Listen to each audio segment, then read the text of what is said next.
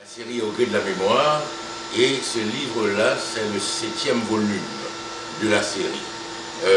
Auparavant, mon premier volume, c'était François Duvalier, ou Le Mal-aimé.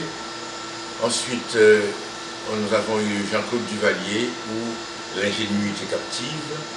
Et puis Jean-Claude Duvalier, ou La chance galvaudée, suivi de Roger Lafontaine, ou La destinée tragique de Fauve politique. Et nous voici à mon 7e ouvrage, à mon 7e exemplaire, mon 7e volume de la collection Au gré de la mémoire, Leslie François Maninga, ou Les infortunes du risque calculé. Et nous avons simplement relaté l'histoire du gouvernement Maninga, les 4 mois du gouvernement Maninga. Et dans le livre même, je me lamente qu'une sommité intellectuelle comme Maninga n'ait pas vraiment duré au pouvoir, car s'il avait duré au pouvoir, j'ai le sentiment qu'Haïti ne serait pas dans l'état où il est actuellement. Malheureusement, il a manqué de pragmatisme, il a manqué de gros bon sens politique, c'est un intellectuel époustouflant, sensationnel, exceptionnel, mais du point de vue politique, on ne peut pas dire qu'il soit vraiment exceptionnel.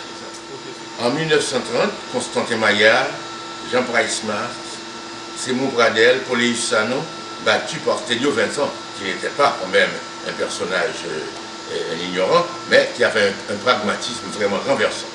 En 1941-1946, ce fut la même déroute de la splendeur au profit de l'obscurantisme. En 1957, Daniel Fiolet, Louis Léjoie, Clément Jumel, vaincu par un François Duvalier dissimulateur, pâle et taciturne.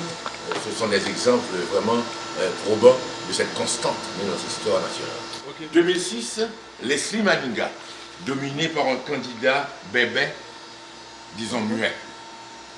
2010, Mirland Maninga, Jean-Henri Seyan, Jules Célestin, Charles-Henri Becker, défait par un artiste qui ne cesse de se lamenter de son déficit de formation intellectuelle, de son manque de culture universitaire. Bon, j'invite tous mes lecteurs à me retrouver à Livre en Folie les 4 et 5 juin pour la signature de ce livre, ainsi que les autres livres seront également en comptoir. François Duvalier, Le Mal-aimé, Jean-Claude Duvalier, les 2 tomes de Jean-Claude Duvalier, Roger Lafontaine, Gary Conny et Henri Nanfin. Donc j'attends tout le lectorat ici en général.